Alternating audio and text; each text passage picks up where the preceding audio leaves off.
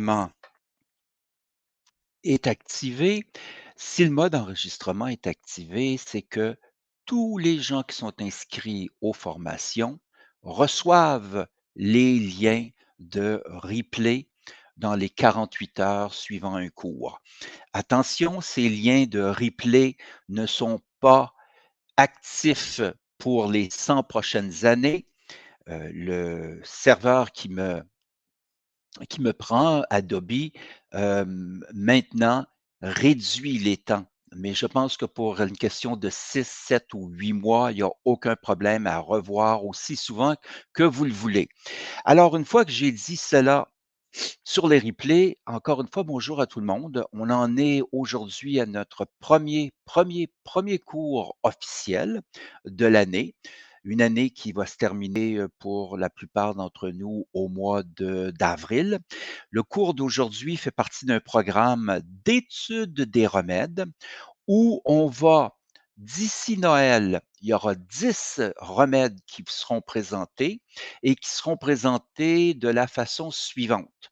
Les grandes caractéristiques de ces remèdes au point de vue émotionnel et mental, mais aussi l'usage de ces remèdes pour des problématiques physiques ou générales bien spécifiques. Alors aujourd'hui, je vous présente ce grand remède qui s'appelle Aconite. Je prends immédiatement le temps de vous dire que demain, il y a un cours également d'études de cas où il y aura 2 cas qui seront présentés, mais vous êtes tous invités pour que vous sachiez en quoi consiste le cours d'études de cas. Vous avez tous reçu le lien. Et ce cours d'études de cas demain, c'est ce petit enfant du Burkina qui a des problèmes d'asthme assez importants, mais qui a aussi la variole du singe. Alors voilà, en Afrique, c'est présent et pour lequel vous allez voir, on a trouvé des solutions qui sont, mais alors vraiment, vraiment touchantes et inspirantes. Et il y aura un deuxième cas qui sera présenté demain. Alors, vous verrez cet enfant, en fait, vous verrez plutôt les parents de cet enfant qui donnent quelques indications sur la problématique. Vous me verrez discuter avec eux dans mes capacités de parler le burkina fasois. Alors, on parle français, mais vous allez voir, on ne parle pas le même français, mais c'est très intéressant quand même. Et puis, donc, il y aura un deuxième cas qui sera présenté. Bienvenue à tous. Il se peut que vous vous disiez, mais c'est passionnant, ces cours de présentation de cas. J'apprends beaucoup. Eh bien, je veux en avoir. Vous en aurez si vous le désirez. Puis, je ferai une tout petit topo pour les gens du Québec pour vous dire qu'il reste quelques jours, 3 ou 4 pour s'inscrire au congrès sur le TDAH et l'autisme, où il y aura 6 conférenciers le 12 octobre, samedi le 12 octobre à Montréal.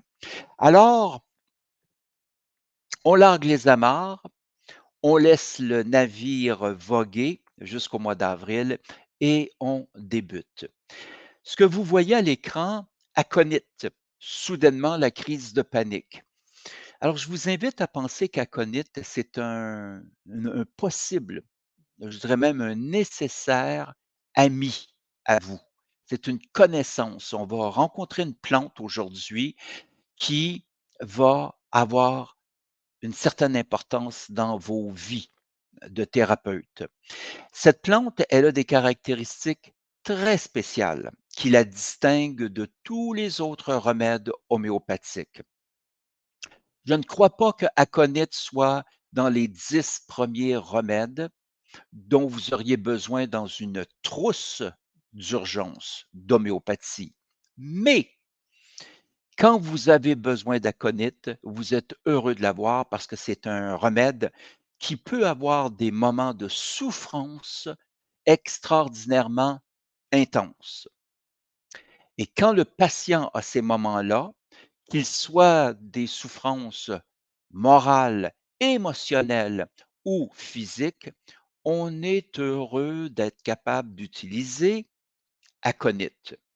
Alors, regardons un tout petit peu ce qu'il en est. D'abord, il y a le mot crise de panique. Alors, on va faire un tout petit topo aujourd'hui sur aconite et les crises de panique, mais on va regarder aussi quelques autres remèdes parce que l'univers de la crise de panique peut s'envisager par différents biais. D'abord, il y a les crises de panique aiguës et puis il y a le terrain à crise de panique. J'en fais une par semaine depuis 10 ans. Alors, essayons à ce moment-là de régler le problème de fond, le problème de terrain. Alors, j'ai vu le mot crise de panique. Je vois le mot anxiété extrême, comme le stress. Je vois l'hypertension, qui est généralement pour un très court moment, mais qui est extrêmement élevé. Je vois le mot peur, les suites de froid sec. Alors là, on rentre dans une autre étiologie, dans une autre cause qui n'est plus émotionnelle. Le froid crée des problèmes. Par exemple, des rhumes, possiblement des fièvres et possiblement aussi des névralgies. Alors, par exemple, on fait du ski, il fait -20 degrés. Et il est 16 heures, la piste est presque libre parce que les gens ont déjà pas mal quitté et nous, à 16 heures, en descendant la pente, tout à coup, un frisson nous prend. On n'a plus l'énergie vitale pour créer la bulle de chaleur dans laquelle on a skié toute la journée et le froid et le vent pénètre quelque part ici dans le visage et on a tout à coup une névralgie du trijumeau. Qu'est-ce que ça veut dire? Ça veut dire que le nerf qui est dans le visage est dans un état d'inflammation soudaine et d'une grande intensité de douleur. En résumé de cette première page, quelques symptômes émotionnels extrêmement intenses et quelques symptômes physiques à venir qu'on va étudier extrêmement intenses. Ce qui nous amène aux 3 premières pages. Vous devriez avoir reçu le document qui vous parle de cette plante. Et qu'est-ce que ce document dit ici? C'est que aconite est un remède extrêmement toxique. Cette plante, elle a été utilisée il y a très, très longtemps. On parle de l'hiver 183 avant Jésus-Christ, chez Hannibal, qui s'est empoisonné lui-même pour ne pas être pris par les Romains. On parle du Moyen Âge où la plante était aussi beaucoup utilisée, notamment pour tuer, empoisonner des gens. Et enfin, on parle de la Renaissance, chez la famille Borgia qui l'utilisait pour provoquer d'atroces agonies. De façon plus intéressante, en Perse, c'est-à-dire l'Iran d'aujourd'hui, mais en Perse il y a plus de 2000 ans, il y avait l'embryon des premiers hôpitaux et dans ces hôpitaux perses, on utilisait quelques substances qui étaient des substances, pour soigner les gens et déjà l'aconite, tout comme la belladone, était utilisée par les Perses dans ces hôpitaux-là. Qu'est-ce que je retiens de ces 3 premières pages? Eh bien, je retiens surtout le mot poison et je partage une réflexion. En homéopathie, plus une substance est poison, plus elle a les capacités de devenir un grand, grand, grand remède. C'est Hahnemann lui-même qui l'a constaté dans les années 1800. Il a expérimenté beaucoup de substances, des substances minérales, des substances animales et des substances végétales. Et la conclusion de tout ça, c'est plus une substance est poison, a des capacités d'intoxication importantes, plus elle a des capacités de guérison extraordinaires. Alors, dans la vie de tous les jours, on se demande si ce commentaire est aussi présent dans nos vies. Est-ce que les gens avec qui on a énormément de difficultés à rentrer en relation, les relations toxiques, les relations contrariantes, les gens qui nous assomment littéralement, est-ce que ces gens sont aussi des possibilités de guérison de nous-mêmes par le biais de prise de conscience? C'est possible. En tout cas, je vous laisse, méditer cela. Ce que l'aconite fait en tant que remède, c'est qu'il stimule l'énergie vitale, c'est-à-dire stimule le système immunitaire. Nos grands ennemis stimulent la possibilité de faire des prises de conscience. Voilà. Alors, tout ça pour dire que les 3 premières pages des documents que vous avez reçus, et si jamais quelqu'un ne l'a pas reçu, vous m'écrivez, pas dans la boîte de communication, pendant les cours, quand vous êtes un grand nombre d'étudiants, voilà, vous êtes 25 actuellement, je n'ai pas beaucoup la capacité de regarder la boîte et de répondre à chacune des questions. On finirait le cours probablement 1 heure plus tard. Mais vous avez mon adresse courriel et vous pouvez m'écrire. Notamment, je n'ai pas reçu les notes de cours, c'est celles qui sont à l'écran. Alors voilà, vous la voyez, elle est très belle cette fleur, très, très belle. De fait, ça ressemble un peu à la digitaline, digitale, une fleur qui a aussi, ses grappes, qui pousse en grappe, qui est plutôt rosée et qui est un grand, grand remède, la digitale, du cœur. Alors, aconite est aussi un remède du cœur, mais pour des raisons différentes. On aborde maintenant directement donc, dans un livre qui s'appelle L'âme et l'essence de 100 remèdes homéopathiques, il y a une petite section dans la présentation d'Aconite qui s'appelle Aconite est l'un de mes 5 remèdes préférés pour. Eh bien, je vois la méningite.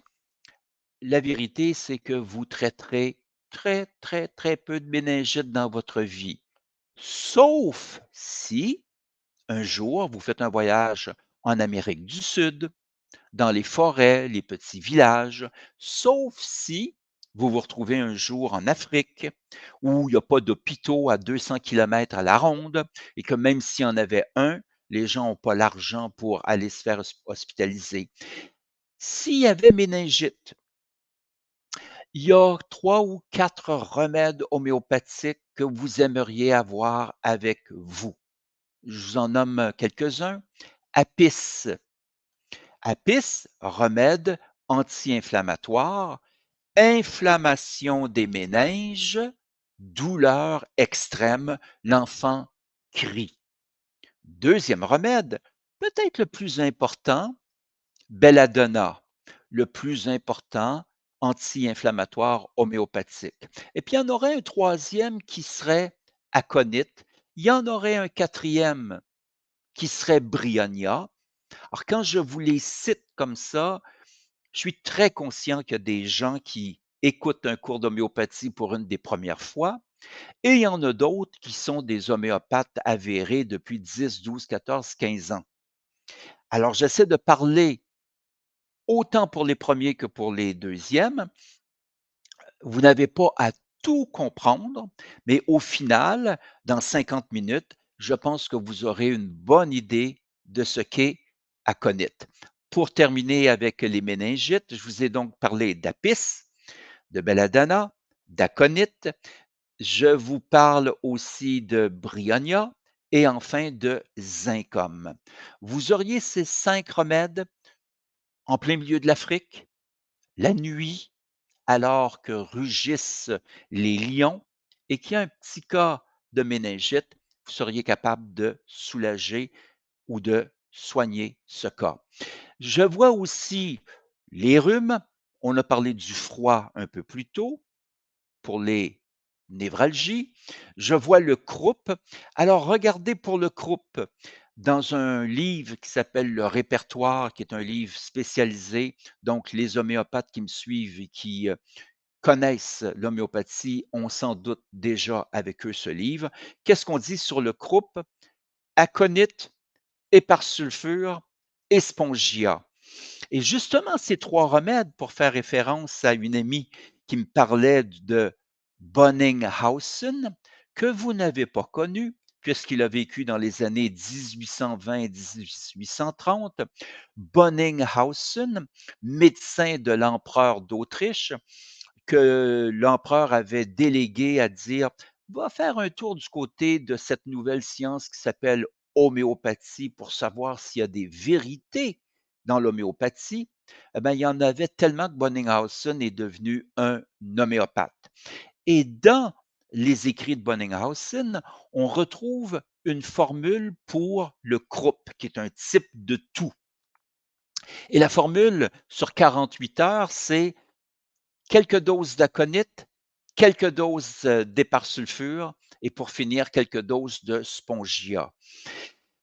Ce qui me fait dire d'ailleurs par rapport à aconite et à spongia, dans la toux, il y a 2 caractéristiques extrêmement intéressantes de cette toux et c'est l'ouïe, c'est l'oreille qui les entend.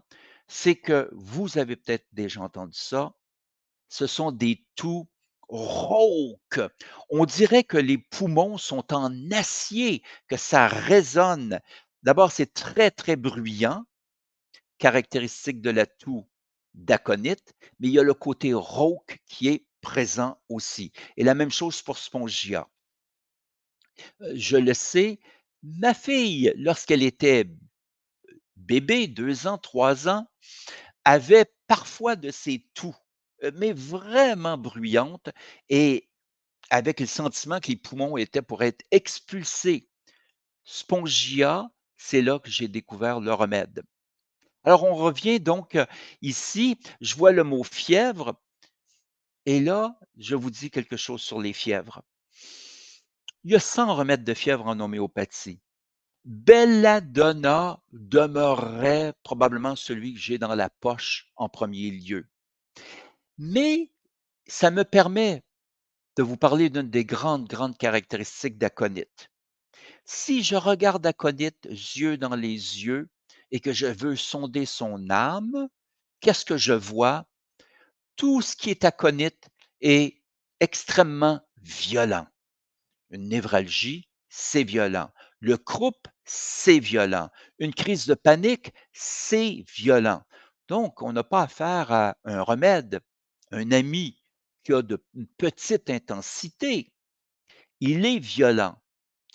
La deuxième caractéristique qui traverse toute l'essence d'aconite, c'est la soudaineté. D'un coup, les problèmes de névralgie sont développés.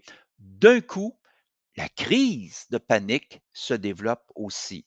Alors, vous retenez ces 2 mots, intensité, soudaineté. Et qu'est-ce qu'on a dit jusqu'ici? Méningite, on a parlé de trijumeau, de névralgie et de crise de panique. On continue. Les névralgies puis les péritonites. Alors, les péritonites, encore une fois, vous n'en verrez pas beaucoup en pratique, à moins que vous soyez un médecin homéopathe. Mais c'est aussi un grand remède. Et là, ce qui est intéressant ici, c'est de voir qu'il y a une douzaine d'autres types de problématiques que Aconite est capable de soulager, à la condition que les maux de tête, les bronchites, la dysenterie, les hémorragies, les problèmes cardiaques, etc., surviennent soudainement et qu'ils soient intenses et violents. Je prends l'exemple de la rougeole ici. Alors, imaginons quelqu'un qui a une crise de rougeole.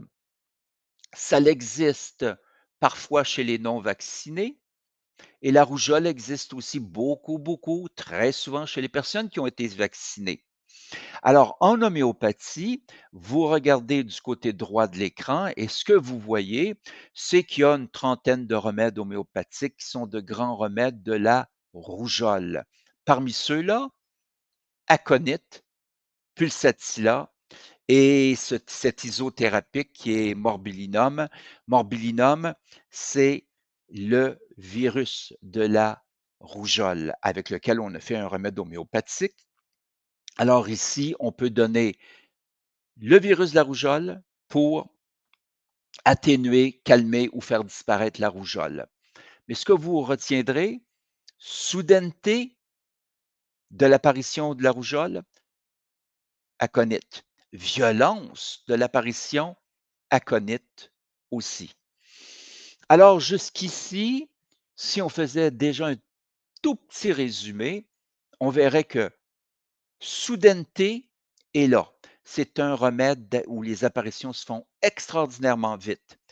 À mon sens, il y en a 2 en homéopathie qui sont des médaillés d'or de cette soudaineté, belladonna, aconite. Et ces 2 remèdes sont très proches l'un de l'autre. L'intensité, autrement dit, les problématiques d'aconite sont des problématiques volcaniques. Pas un petit volcan qui, pendant des dizaines ou des centaines d'années, va dormir ou laisser Heu, s'échapper un petit gaz, une petite fumée. Non, là, on est dans la crise du volcan. C'est un remède de fièvre. Elles sont, bien sûr, élevées. Comment peut-on penser à aconite sans que ça soit intense? C'est un grand remède de peur. Alors là, c'est intéressant. Je vais vous pointer cela d'ici quelques minutes, mais quand je pense à soudaineté, intensité. Et là, je vais aller chercher un autre mot ici, agitation. Alors, prenons soudaineté, intensité, agitation. Je vous décris une scène que vous avez vue certainement. Je suis sur un navire qui traverse l'Atlantique. Il est 23 heures. Le capitaine prend le micro et dit aux 2000 ou 3000 passagers: «Bonsoir mesdames et messieurs, c'est votre capitaine qui vous parle. J'espère que vous appréciez votre traversée. La nuit est magnifique, étoilée, c'est absolument extraordinaire. L'eau cependant est froide et si je vous en parle, c'est parce que d'ici 1 heure, le navire aura coulé et malheureusement, nous n'avons pas assez de chaloupe pour rescaper tout le monde. Il y a un message qui vient d'être lancé et les oreilles l'ont bien compris, le cœur et l'esprit aussi. Le moment de votre mort est probablement arrivé. Ça arrive par une communication soudaine et l'émotion que les gens vont ressentir, elle va être extraordinaire. Et qu'est-ce que vous voyez, vous, de tous ces passagers? Vous voyez une excitation, une agitation extrême. Vous voyez dans les yeux la peur. Vous voyez que tout ça est arrivé soudainement, mais que c'est très intense. Vous voyez, en mettant la main sur le cœur des gens, qu'il y a des problèmes d'accélération du rythme cardiaque. Il y a, de fait, de l'hypertension. Possiblement que vous voyez même de la sueur. Tout ça bouge à vitesse incroyable. Et de quoi parlait-on? D'une grande frayeur qui va amener ce type de problématique. Alors, vous venez de comprendre un tout petit peu ce qui sera la crise de panique. On en parle on en parle. Ici, la même chose, les fameuses tours du World Trade Center que j'ai bien connues. Dans cette tour, la première ici, pendant 1 an, en 2000, à 8 reprises, j'ai suivi des cours au 15e étage de cette tour et j'avais la chance, le midi de dîner ou déjeuner dans un tout petit restaurant qui était à l'ombre de la tour. Puis on regardait dans les airs et on se disait: «Mais ça n'a pas de fin». Et quelques mois après mon dernier passage, ces tours tombaient. Ce que vous vous souvenez, c'est qu'il y avait au moment où les explosions, le feu a pris, il y avait des gens qui étaient dans les étages supérieurs et qu'est-ce que ces gens vivaient? Soudaineté, agitation extrême, intensité, téléphone, chérie, je t'aime, je t'ai toujours aimé, je te le dis, je cours partout, il n'y a pas de sortie et je vais mourir. Alors voilà, on y revient pour la frayeur et les symptômes qui vont naître avec ça. Alors maintenant, on va prendre cette frayeur et on va l'amener à ce qu'on appelle les crises de panique. Alors la première chose que je j'ai à partager avec vous, c'est mon expérience. La première chose que j'ai à partager, c'est le fait que des crises de panique, il va y en avoir de plus en plus. Il y en a plus en 2024 qu'il y en avait il y a 50 ans et il va en avoir de plus en plus dans les années qui viennent, tout comme il y aura de plus en plus d'anxiété, d'appréhension, d'anticipation, de confusion mentale. C'est un peu l'époque qui le veut. Nous sommes confrontés à des défis d'adaptation qui sont absolument incroyables. Les vagues d'énergie et les vagues d'événements, les vagues de circonstances sont immenses. Il y a des guerres, il y a des injustices, il y a des bombardements, il y a la pauvreté qui, pour beaucoup, s'installe de plus en plus. Il y a l'incertitude, l'absence de sécurité. Alors ces vagues, de plus en plus imposantes, eh bien, pour les gens qui savent faire du surf, elles sont aussi pleines de possibilités extraordinaires. Mais c'est pas tout le monde qui est capable de s'adapter rapidement. Et quand tu t'adaptes pas à ces immenses énergies, il y a toutes sortes de symptômes qui naissent, la confusion mentale, les problèmes de concentration, les problèmes d'agitation, les problèmes d'insomnie et pour aller au final, les crises de panique.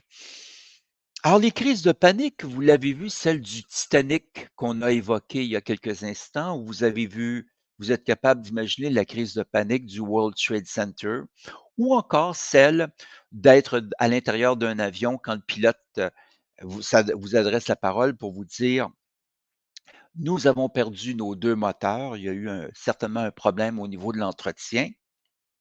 Nous sommes au milieu de l'Atlantique. Nous allons essayer de traverser, d'aller le plus loin possible, mais ce que vous comprenez, c'est que la mort, qui est peut-être toujours à quelques pouces derrière l'épaule, vient de poser possiblement sa main sur votre épaule. C'est peut-être la fin de la vie. Alors voilà pour un des épisodes de la crise de panique, c'est je suis confronté à des circonstances qui sont extraordinairement chargés et qui mènent vers la mort.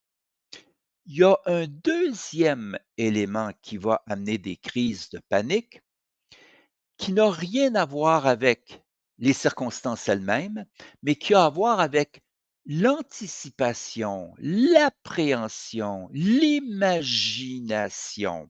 Exemple, nous sommes sur la route, c'est la campagne, les cerisiers sont en fleurs et tout à coup, mon voisin me dit: «Ah, tu vas voir, dans quelques kilomètres, nous allons passer sur un pont et on va voir le fleuve». Et là, vous vous dites: «Un pont? Passer sur un pont? Mais j'ai une phobie des ponts». Vous me dites le mot pont et moi je vois pont qui tombe, pont et fleuve qui m'engloutit. Et la personne, en entendant le mot pont ou entendant le mot tunnel ou entendant le mot l'agoraphobie, il y a quelque chose qui déclenche chez cette personne-là une réaction soudaine, violente, incontrôlable, une agitation mentale et possiblement une agitation physique extraordinaire.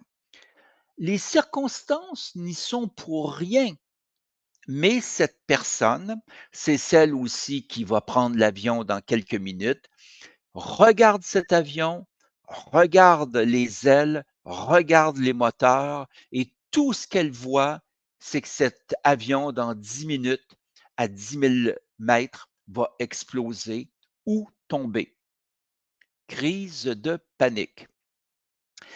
Alors que ce soit les circonstances qui justifient parfois l'idée que la mort est proche, ou que ça soit tout simplement un jeu de l'esprit, la violence, la soudaineté de l'apparition d'une crise de panique justifie ce que vous voyez à l'écran ici, crise de panique, et juste à côté de la petite flèche bleue, vous voyez le mot aconite. Alors, il y a quelques grands médaillés d'or des, problématiques d'attaque de panique. Aconite en est un. Alors, j'ai quelqu'un à côté de moi qui, tout à coup, a de la difficulté à respirer, palpitations absolument incroyables, agitation, crise de panique. J'ouvre mon tube d'aconite et là, quelle est la dilution que je lui donne? J'ai du 30, j'ai du 200, j'ai du 1000. Comme la crise est extrêmement violente, Hahnemann dit: «Le remède qu'il y a dans la granule doit être plus puissant que l'expression de la maladie ou du symptôme». Et là, l'expression, elle est totale. Il me faudra donc sans doute une dilution qui est plutôt élevée. Je donnerai aconite 1000, 3 granules. Mais si je n'ai que du 30, qu'est-ce que je fais? Eh bien, je le redonne à répétition. 3 fois par jour? Ben non, à toutes les 5 minutes. Et à toutes les 5 minutes, on voit le sujet se calmer, mais pas longtemps. La crise de panique est tout légèrement calmée, mais elle reprend le dessus. Je redonne aconite, je redonne du 30 CH, je redonne une autre fois et tout à coup, je m'aperçois que la personne va espacer ses crises ou simplement il y a un calme ou une paix qui va la gagner.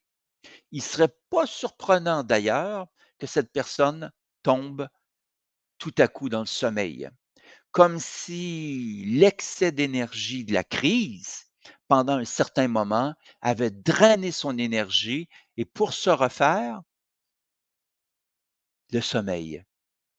Alors on vient d'étudier très, très brièvement, on y reviendra, les problématiques qui sont liées à la dilution à employer. Je vois qu'il y a d'autres remèdes. Ah tiens, je vois un remède ici qui s'appelle Kali-arsenicosum.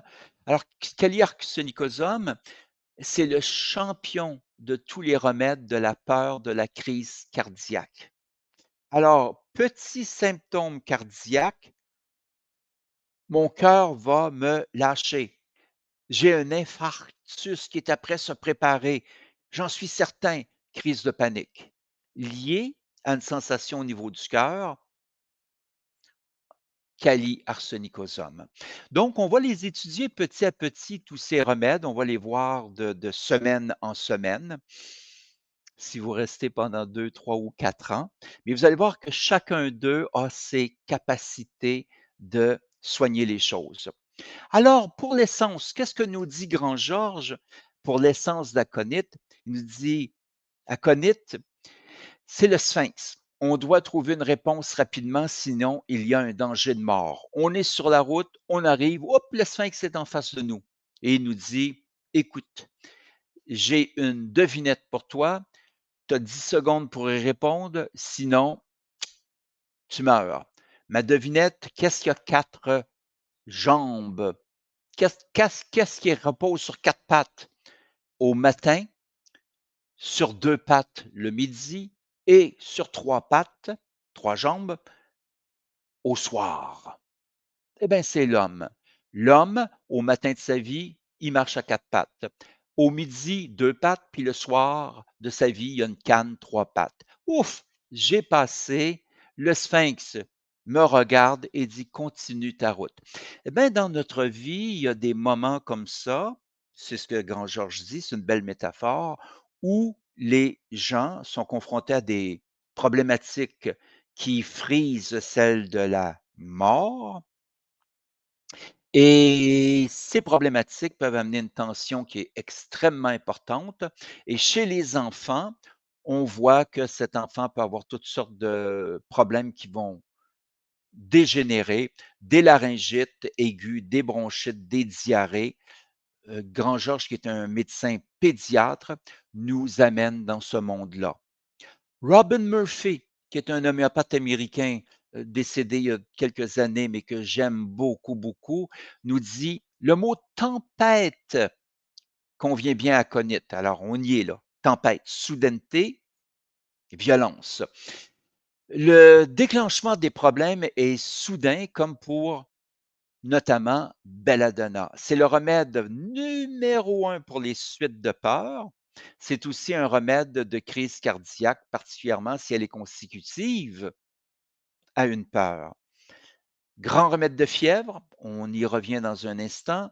De crainte, soudaineté sont les 4 mots clés pour décrire aconite. L'état de panique s'accorde aussi parfaitement à ce remède, qui est un remède médaillé d'or des crises de panique. Alors tranquillement, quelques observations personnelles. Soudainement, il y a un événement qui me fait miroiter la possibilité de mourir, aconite. Parce qu'il y aura, attention, ce n'est pas le seul remède. Je vous donne un exemple d'un autre remède de frayeur extrême. Il est minuit, je suis dans un pays où il y a la guerre, je suis soldat, j'ai à côté de moi mon ami, nous sommes des éclaireurs, et tout à coup, à minuit, j'entends le bruit d'une arme, j'entends un bruit d'acier,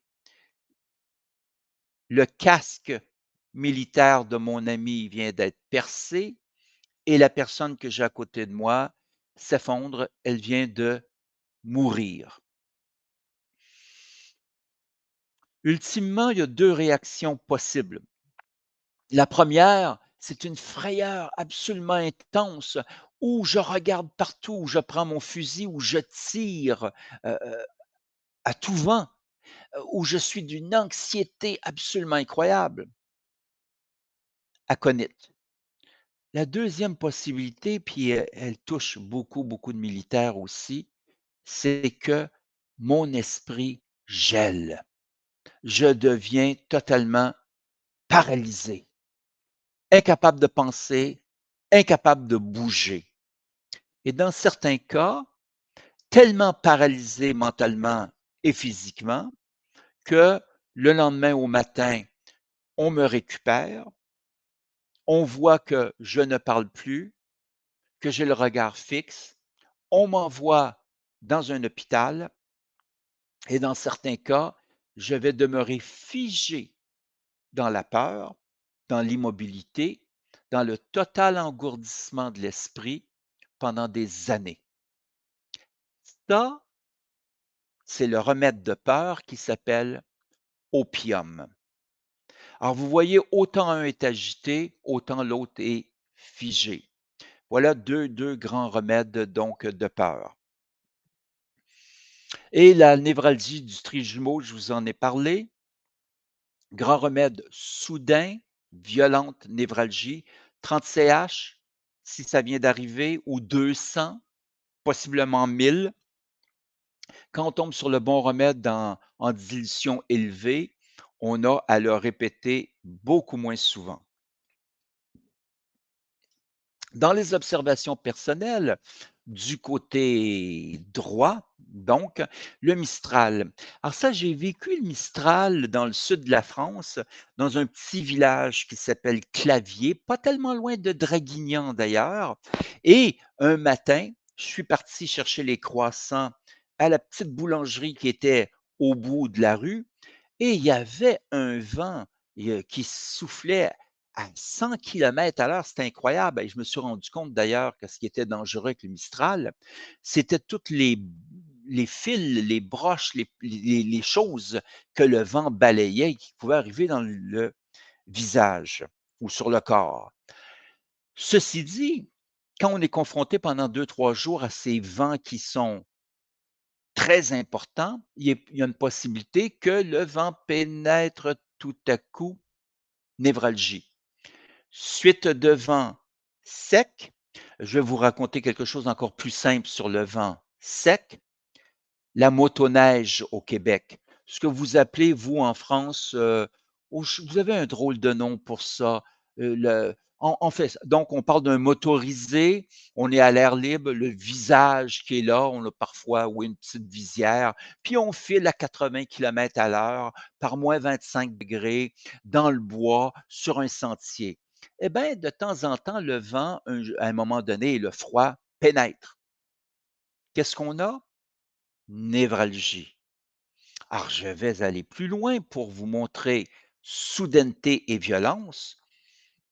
L'enfant qui est possiblement aussi sur cette motoneige et qui la conduit possiblement, il y a des enfants de 6 ou 7 ans qui s'amusent à ça, froid, sec, soudainement, otite. Soudainement, d'une violence, d'une douleur absolument incroyable. Le froid sec a amené une douleur, une inflammation du nerf de l'oreille et ça fait mal. Alors, ce qu'on vient de voir avec les histoires qui viennent d'être partagées, c'est que le froid sec, le vent, va générer soudainement, violemment, des symptômes qui peuvent être ceux d'aconite et qui peuvent mener à une fièvre. L'air climatisé fait ça. Il fait 38 degrés à l'extérieur, mais on transpire de façon abondante. L'enfant est sur la plage depuis longtemps aussi. On entre enfin à 16 heures dans l'automobile. L'enfant s'endort immédiatement parce qu'il y a eu tellement d'activité. On met la climatisation, froid, sec, et tout à coup, l'enfant se réveille avec une otite. Aconite. Une crise d'appendicite est aussi possible.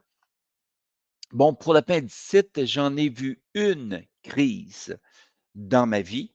Je ne l'ai pas eue, je l'ai vue et j'étais jeune et la personne disait: «Je vais mourir». Alors, soudaineté, violence, sentiment que la mort est proche, nous avions devant les yeux une crise d'appendicite de type aconite parce que les caractéristiques principales étaient présentes. Cette maladie appendicite provient d'une colère reliée à une tension ou à une situation aiguë que je n'arrive pas à régler, qui me fait bouillir intérieurement et dont je m'indigne. Alors, ce qui est très intéressant dans ce petit commentaire qui fait un lien psychosomatique entre l'émotion et le corps, c'est que tout ce que vous voyez ici, le sentiment d'injustice, le sentiment d'indignation et l'incapacité d'une certaine façon de dire les mots, ça va créer à l'intérieur de l'organisme un symptôme qui est violent, qui est soudain et qui est très douloureux. L'autre remède important d'appendicite, c'est un remède qui s'appelle Colosynthis. Et la toute petite caractéristique de Colosynthis, c'est que la personne qui a l'appendicite va se pencher, se plier en deux parce qu'il y a là un certain soulagement.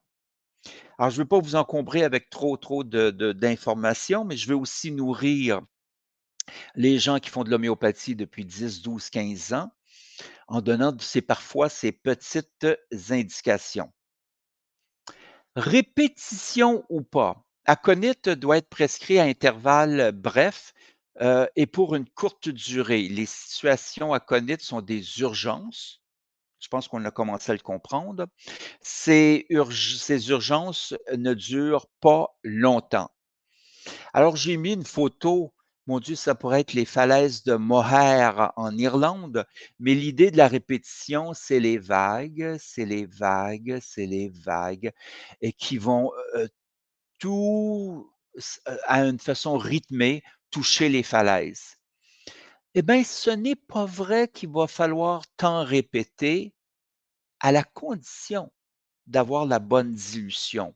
Je vous ai dit précédemment, dans des cas de crise de panique, un homéopathe expérimenté donnerait peut-être une seule fois aconite 1000, peut-être même 10 000, et le travail serait fait. Mais si on a du 30, il y a possibilité de devoir répéter, notamment aux 5 minutes. Principaux symptômes généraux, à l'aggravation à minuit. Alors, tout peut survenir chez aconite n'importe quand. Un vol de banque, ça laisse une caissière qui a été confrontée à une arme devant elle, ça la laisse soit dans un épisode soudain, violent, peur, aconite, ou soit elle s'effondre, elle ne bouge plus, opium. Ça peut être dans les 2 cas de courte durée, mais une fois qu'on a dit ça, si tu as une bronchite, si tu tousses, si tu as une névralgie, ça peut faire mal tout le temps.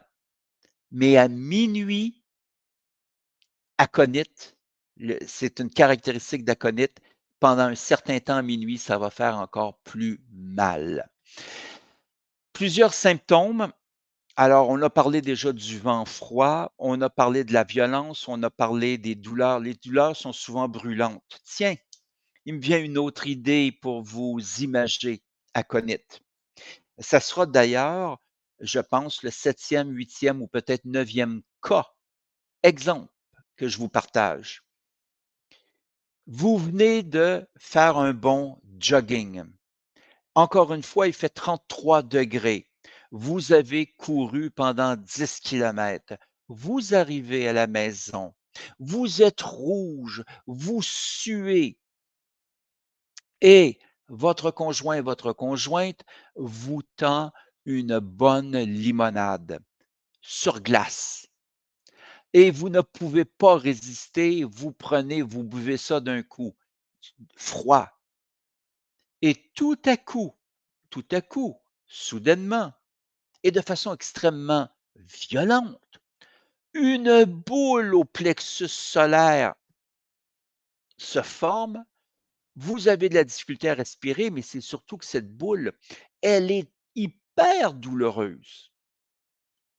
Le froid sur un corps qui était bouillant, soudainement, la violence, vous allez même peut-être vous demander si vous allez survivre à ça, aconite. Tous les types d'inflammation accompagnés d'agitation, physique ou mentale, et de peur. Fièvre élevée, généralement d'apparition brutale et généralement violente, c'est ce qu'on veut dire par élevé. Alors, qu'est-ce qui cause les problèmes qui vont justifier une prescription de cet ami? On se l'est présenté au départ comme un ami, quelqu'un qu'on veut connaître parce que cet ami, ce poison, mais ce grand remède aussi, peut vraiment soulager des choses extraordinaires. Qu'est-ce qui amène les manifestations qui justifient une prescription d'aconite? La peur soudaine, intense, qui fait croire que notre dernière heure est possiblement arrivée. Le froid sec, le vent froid, remède très important des enfants qui viennent de naître. Ah, il y a quelque chose de beau ici également. L'enfant, dans le ventre de sa mère, et tout à coup, il y a ces spasmes qui se passent. Lui qui, depuis 9 mois, petit à petit, s'est installé dans un condo, dans un bel appartement, généralement, le chauffage est inclus, je flotte dans l'eau, je suis nourri, sans avoir à m'ouvrir la bouche. Je sens parfois le magnétisme de la main de maman sur le ventre ou celle de papa. Je sens le cœur de maman, le cœur physique, boum, boum, boum, qui est une musique extraordinaire, mais je sens aussi son âme à maman qui m'aime. Et tout à coup, il y a ce tremblement de terre, il y a ces genres de convulsions. Je me demande, mais Dieu, qu'est-ce qui se passe? Et tout à coup, je sens que je suis dérangé, je sens que les os ne sont plus là, je sens qu'on me pousse vers l'extérieur et je vois un tunnel. Au bout du tunnel, quelque chose qui est totalement aveuglant, une lumière blanche et je suis poussé, poussé et j'ai peur. Je suis assez éveillé pour avoir peur de ce qui se passe, de tout ça et finalement, le tunnel, je le passe. La première chose que je ressens dans ma frayeur, c'est que j'ai froid et va parfois naître de tout cela une jaunisse. Les infirmières, à une certaine époque, mettaient les enfants sur le côté de la fenêtre au soleil. Homéopathiquement, suite de frayeur, soudaine, jaunisse violente, aconite. Bon, puis les coups de soleil peuvent aussi amener des problèmes d'insolation, encore que, insolation, le médaillé d'or s'appelle glonoinum, pour les gens qui font pas mal d'homéopathie. Alors, l'étiologie, c'est soudain, c'est intense, c'est froid, la peur et la chaleur. Tout ça peut créer des problématiques donc aconites. Et ici, le petit tableau, je vous l'explique, le petit tableau présent ici, il nous dit grosso modo que aconite, vous le voyez ici du côté gauche, c'est un remède dont on connaisse 4000 symptômes. Écoutez, il y a pas de crainte à avoir si vous étudiez l'homéopathie. Oui, il y a 4000 symptômes qui, depuis 200 ans, ont été dénombrés, mais je vais vous dire la vérité, il y a 25 symptômes qui sont importants. 25 symptômes qui sont importants. Si vous connaissez ces 25 symptômes, vous êtes capable de travailler avec aconite n'importe quand. Puis aujourd'hui, on en a vu certainement une bonne dizaine, puis on a illustré avec plusieurs cas. La deuxième chose que je vois dans ce tableau ici, c'est les symptômes psychiques, certains des symptômes psychiques qui correspondent à aconite. De l'agitation, de l'anxiété, des colères, des délires, des frayeurs, des pensées de mort aussi, des attaques de panique, des peurs pendant la grossesse, des peurs pendant l'accouchement, des peurs de la mort, etc. Et troisièmement, j'ai pris le symptôme viol. Suite de viol. Le viol, bien sûr, va laisser des traces, des changements d'énergie qui sont extrêmement importants, extrêmement intenses, extrêmement violents. Il faut beaucoup, beaucoup de ressources intérieures ou celles d'amis, d'écoute, pour être capable de retrouver un équilibre suite à quelque chose de ce type-là. Eh bien, en homéopathie, on a dénombré une douzaine de remèdes qui, chacun, heu, va représenter, illustrer une façon de réagir au viol. Et dans ceux-là, ce que vous voyez à l'écran, c'est qu'aconite, il est présent. Alors j'imagine que suite à un viol ou pendant un viol, soudainement, violemment, une peur de la mort, une agitation absolument incroyable qui est là. Oui, je me fais violer, oui, on va me tuer, bon, et cetera, et cetera. Voilà.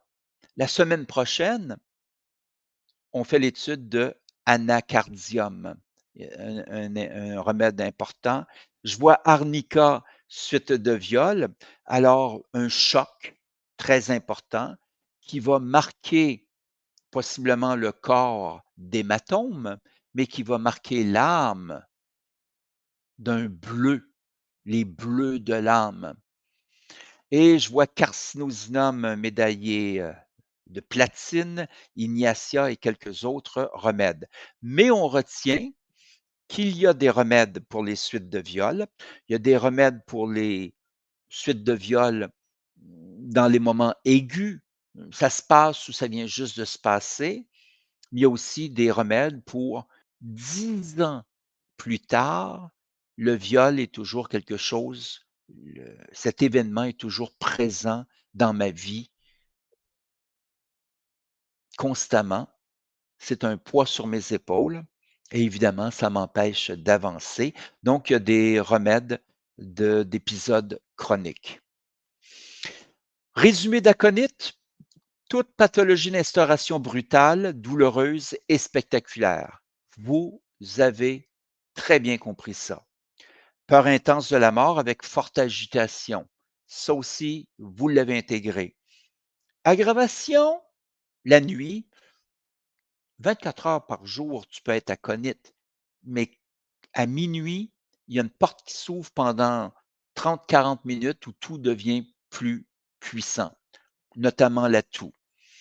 Les suites d'exposition au vent sec, au froid, les suites de choc et aussi de fortes sensations de brûlure peuvent accompagner les symptômes. Je pense aux névralgies.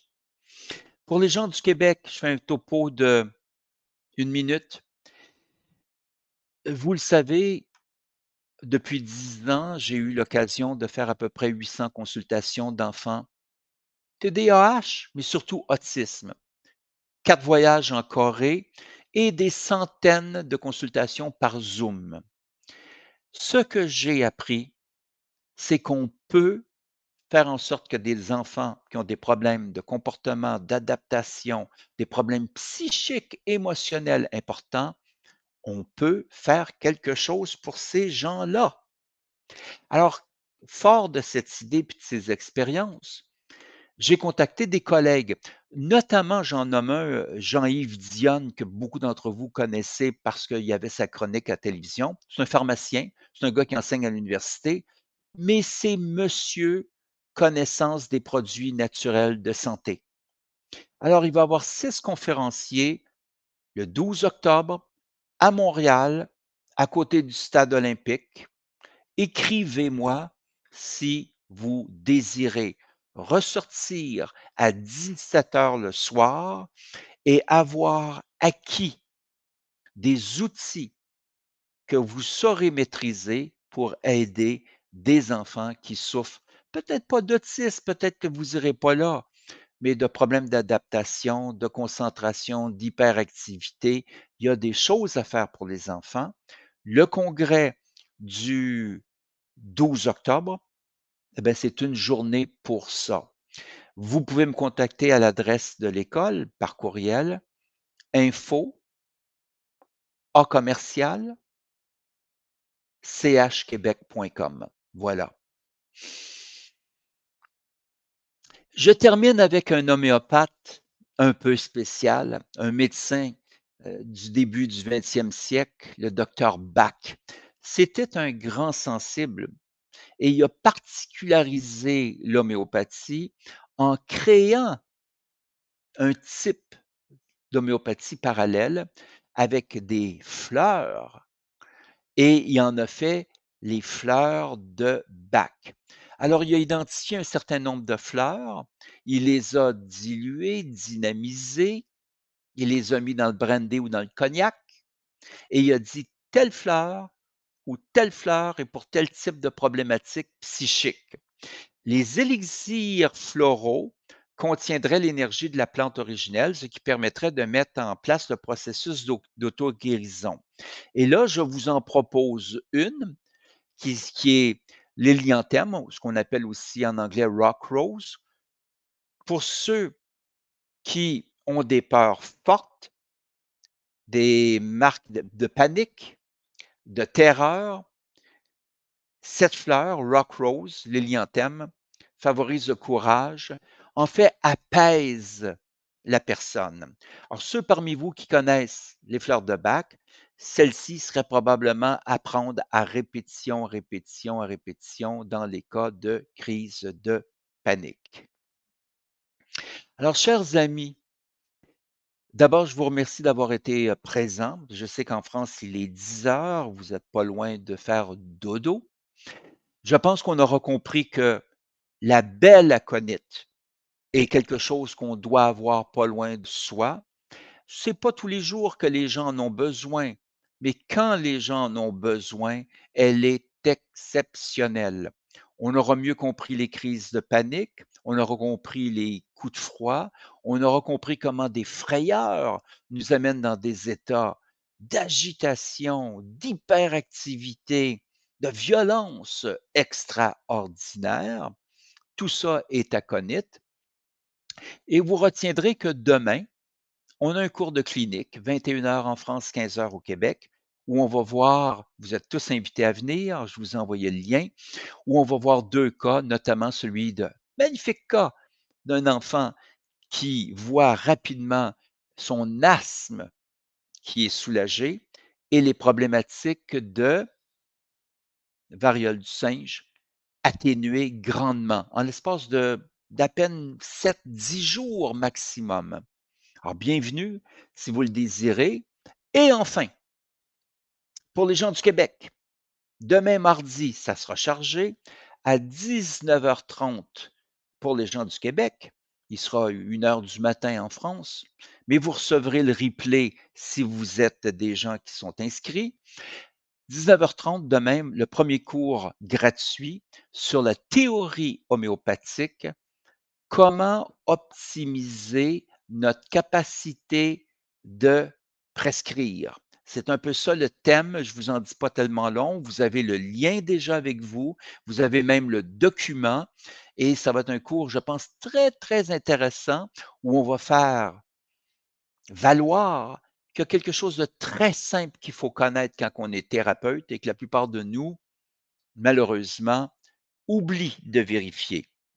Alors tout ça, chers amis, c'est là-dessus que moi je vous quitte en vous remerciant chacun d'entre vous. Vous êtes 26 à être actuellement là. Il y a Monsieur L. Barki, merci. Leonardo, Tatiana.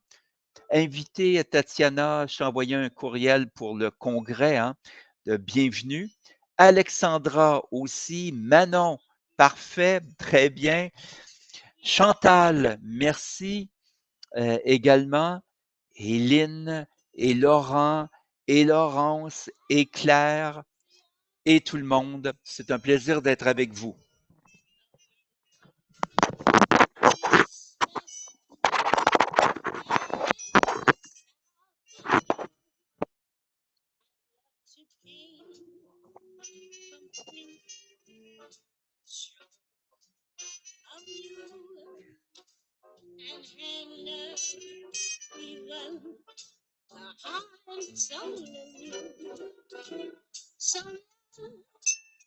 At least a small percentage for I love all of you.